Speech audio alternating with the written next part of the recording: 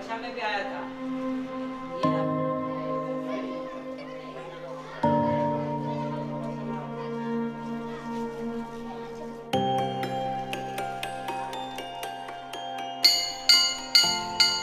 गुलशन लोहार के दोनों हाथ नहीं हैं, लेकिन उनका हौसला ऐसा है कि ब्लैक बोर्ड पर अपने पैर से लिखकर बीते 11 सालों से बच्चों को गणित पढ़ा रहे हैं।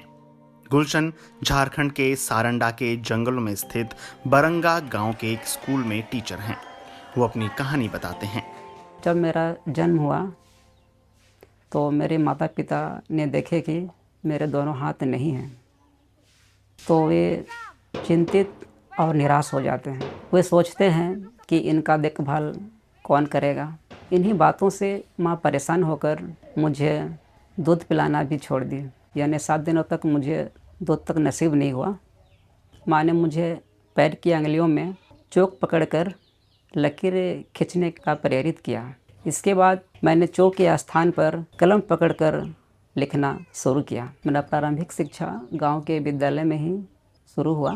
जैसे ही मैंने विद्यालय गया, बच्चे मुझे देखकर मजाक और हंसने लगे, तो मुझे बहुत दुखी भी होना पड़ा। तमाम चुनौतियों के बावजूद गुलशन ने पढ़ाई जारी रखी। इंटरमीडिएट की पढ़ाई के लिए उन्हें बरंगा गांव से 74 किलोमीटर दूर चक्रधरपुर में स्थित जवाहरलाल नेहरू कॉलेज में दाखिला लेना पड़ा। हालांकि उनके लिए गांव से इतनी दूर का सफर भी आसान नहीं रहा। कॉलेज के लिए मैंने घर से पैदल ही चलकर अपना स्टेशन यानी मनापुर से लेकर चक्रधरपुर ट्रेन से होकर मुझे जाना पड़ा। वहाँ ट्रेन से उतरने के बाद फिर चक्रधरपुर में एक कॉलेज जवाहरलाल नेहरू, मैंने उसमें इंटर में अपना एडमिशन कराया। जैसे ही मैंने वहाँ एडमिशन लिया, वहाँ पर मुझे देखने के लिए लोग भीड़ इकट्ठे हो गए। तरह तरह की चर्चाएं होने लगी कि ये बच्चा कैसे लिखेगा। 2012 में पोस्ट ग्रेजुएट होने के बाद अगली चुनौती जॉब हासिल करने की थी। गुलशन टीचर बनना चाहते थे, जिसके लिए उन्होंने कई बार पश्चिम सिंहभूम के जिला उपायुक्त से संपर्क किया। साल 2014 में जिला उपायुक्त ने steel authority of India limited यानी सेल की मदद से गुलशन को उनके गांव बरंगा के अपग्रेडेड हाई स्कूल में गणित के टीचर के तौर पर नियुक्त करवा दिया। 9 वर्ग 9 पे के तौर पर घंटी आधारित शिक्षक पर कार्यरत हूँ और इसमें पर घंटी 139 रुपया मिलते हैं। इस स्कूल में पढ़ने वाले स्टूडेंट और गुलशन के साथी टीचर उन्हें सम्मान की नज़र से देखते हैं। हम भी सोचते थे कि सर का दोनों हाथ नहीं है, फिर पढ़ाते कैसे होंगे, पैर से कैसे लिखते होंगे। बाद में 6 क्लास में एडमिशन लिए, तब देखे कि सर पैर से लिखते हैं, तब भी हम पूरा आश्चर्यचकित हो गए थे कि कैसे सर पढ़ाते हैं बिना हाथ के। सर के दोनों हाथ नहीं है, लेकिन पैरों के माध्यम से वो पढ़ाते हैं, लिखते हैं, खाना भी खाते हैं और सारे कार्य भी अपने पैरों के माध्यम से वो अपना कर लेते हैं। तो बच्चों में एक प्रेरणा मिलती है।